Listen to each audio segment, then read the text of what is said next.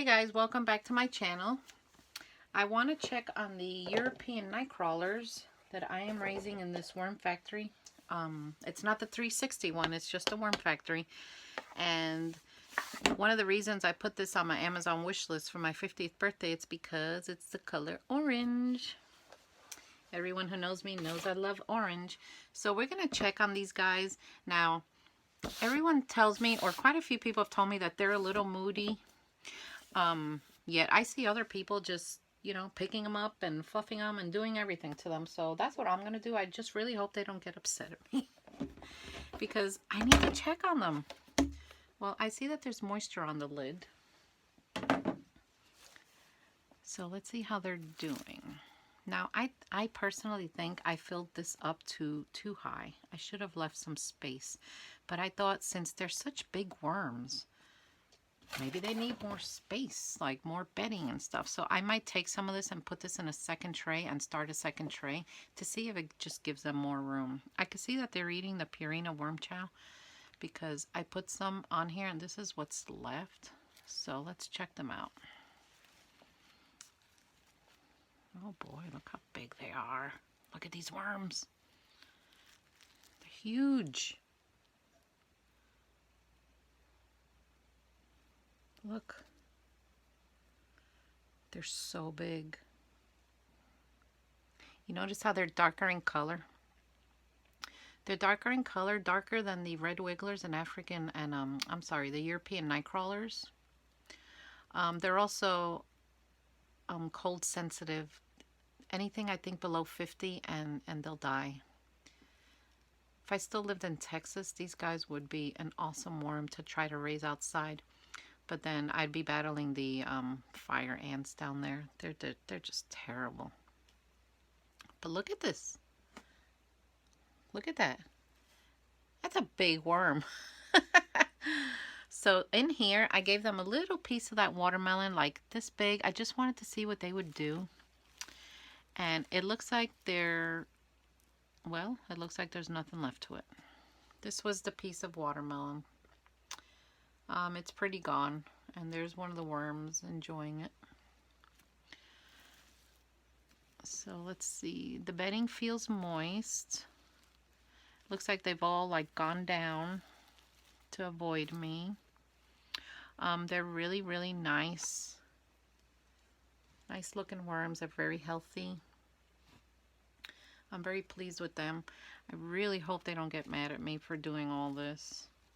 But it's like I have to make sure they're doing okay. So I gotta fluff. I gotta fluff. Sorry, guys. This bin is made of coconut coir, leaves, some cardboard. It's a lot of coconut coir. You know, that stuff, I bought like a brick. And years ago, I don't even remember where we got it. I think somewhere in Louisville, Kentucky. And I still have some. When you put a little water on that, that stuff grows like you won't believe. Look at that.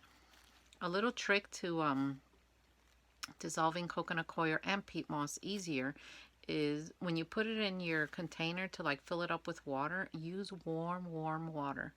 It really helps to break it up a lot easier than if you just use cold water. So they're obviously doing well. They're moving around everywhere because I'm finding them in every little corner in here. You see, look, it's just really, it's too thick. Yeah, I'm definitely gonna move some of this over, and then I'll start the second bin, and I really hope they don't get too pissed off at me. So let's see. I have the second bin here. So I'm just going to put it over a container here, and I'm going to move them over a little bit. Just a few handfuls. Come on, guys. We're moving just to give this a little bit more room. Hopefully they'll be okay with me doing this. Again, I don't know. I guess we're all going to find out. Yeah, there's still some down here. Look.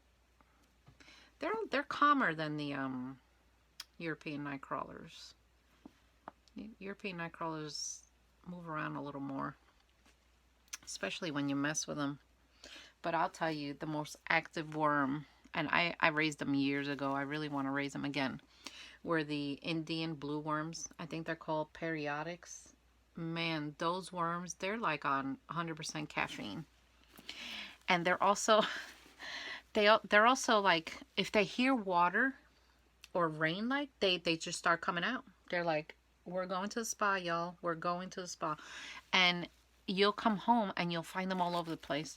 They're extremely active. If you put a Indian one next to your hand, on your hand next to the red wiggler is like sleeping and calm, and the Indian blue worm is like, she's going crazy. So hopefully I'll be able to find some of those. So we're going to move some more of this over. Okay, I think that's good. So now I'm going to just spread this out. I see some more down here. I'm just going to leave them. We're going to spread this out so my other tray can sit on top. I'm finding some eggs. So that means they're breeding. So they're happy campers. Now before I do that, let's peek down here at the worm ladder and see if there's any down there. Nope, nothing down there. They're staying put. So now I'm going to put the second tray on top. I had put them on this to move them over. So this is the second tray. So what I'm going to do is I'm going to move this over here in the middle. And I'm going to add the watermelon here. And then if I don't have enough bedding to cover it, I might fill it up like halfway maybe. I'm not going to fill it up all the way.